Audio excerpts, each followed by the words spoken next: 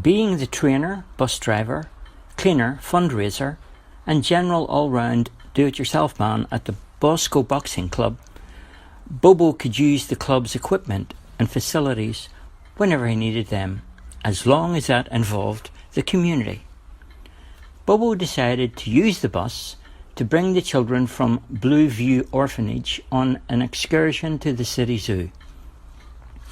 Being an orphan himself, Bobo was able to appreciate how hard life can be when you're on your own. That's the reason why Bobo liked to give the children at the Blue View Orphanage special treats every now and then. He was able to give something that he never got, and doing this kind of thing made him feel good about himself. So after he got the okay from the authorities at the orphanage, he approached some of the business people in the village for donations that would cover the cost of the excursion. As always, most people were only too glad to help Bobo. Last of all, he knocked on his old friend Charlie's front door.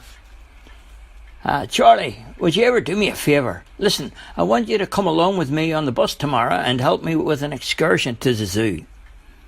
To the zoo? Charlie asked. Bobo replied, Yes, to the zoo. With who to the zoo? Asked Charlie. With you to the zoo, Bobo replied. And who else? Asked Charlie. Bobo replied, Just some of the new kids from Blue View. Which zoo? Charlie asked. Wellview Zoo, Bobo replied. Okay, then I'll see you at 2 at Blue View for our trip to Wellview Zoo. Is everything all right, Charlie? Bobo said. Suddenly Charlie's mum came to the door. She looked a bit upset and she said, Well, Charlie, are you going to help me with the washing up? Or are you just going to stand here and talk all night? Oh, sure, Mum. I'll be right in, Charlie answered. Bobo smiled and he said, Nah, I get it, Charlie. You were stalling for time to get out of doing the dishes. Bobo, I'm always doing the dishes, Charlie said. Don't let it worry you, Charlie. See you at 2 outside Blue View. After he left Charlie's house, Bobo went and collected the money donations that were promised. Then he went to break the good news to the kids at Blue View Orphanage. The next day at the bus, all the orphans were already on board and they were so excited. It was 2 and there was no sign of Charlie as yet.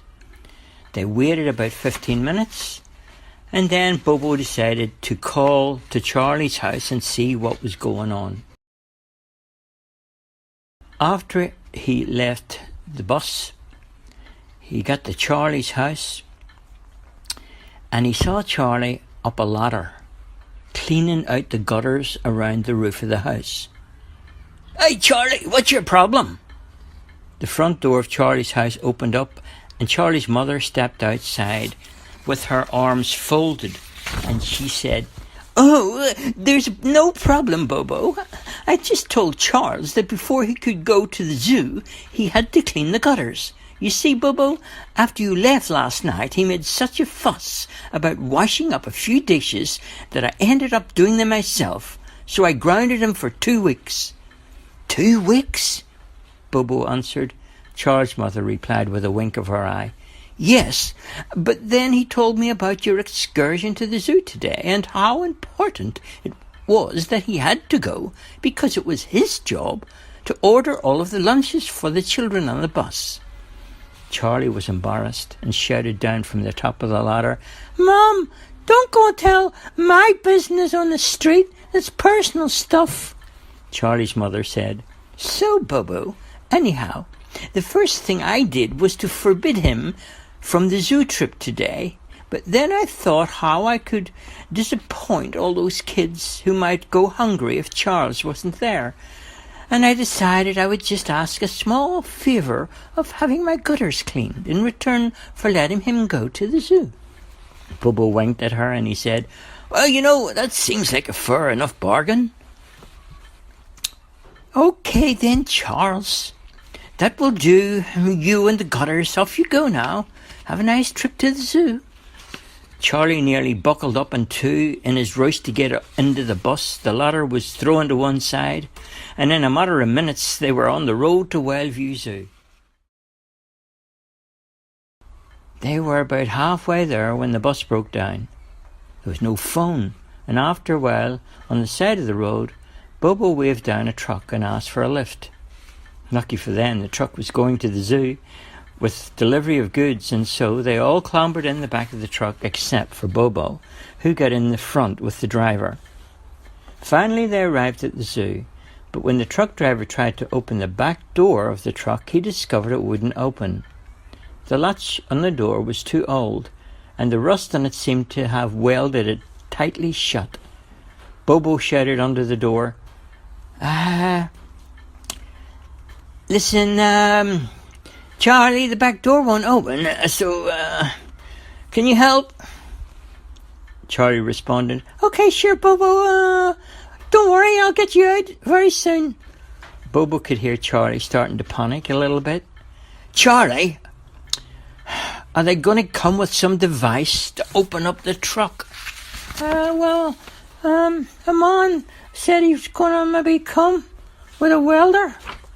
And shortly afterwards, Amon came with an oxy welder cutting through the locking bar on the door, and then it swung open to everyone's relief. They all got out of the truck and thanked the truck driver and the workman for their trouble, and the truck driver said, Sure, that's okay. You probably all did me a favour because I should have got that lock fixed a year ago. It's now going to happen, thanks to you. Bobo shook his hand and they all parted friends. Oh, look at the monkeys, said Dan, who was one of the orphans. They all went over to the monkey section where a large group of monkeys were housed behind wire in a small monkey sanctuary.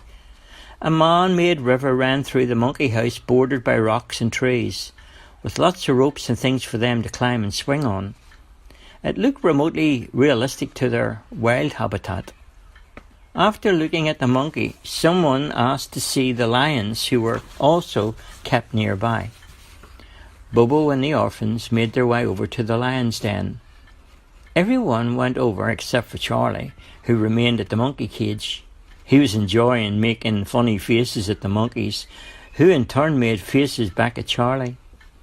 This game continued for a short while, until a monkey reached out from behind the cage and grabbed Charlie's hand and his hat from his head.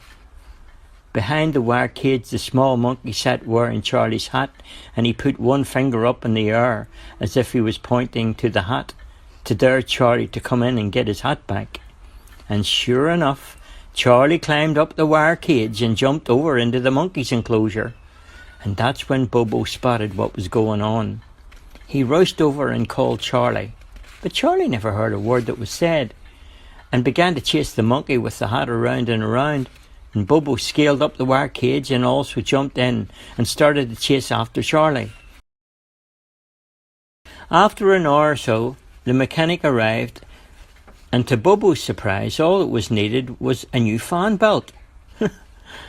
Bobo gladly paid the £25, and that was it.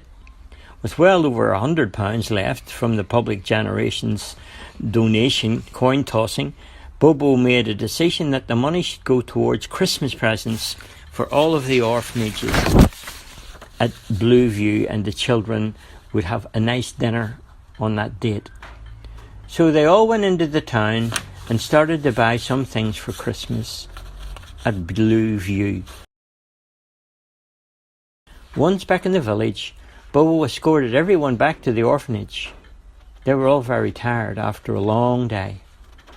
A week before Christmas, Bobo and Charlie went into the town and they purchased a tall Christmas tree and brought some fairy lights as well, tinsel and decorations, and they paid at the checkout. And with the money that was still left, they were able to get some toys, and they had some plans also for a Christmas dinner at the orphanage. And sure enough, when Christmas came at Blueview, everyone had a special treat.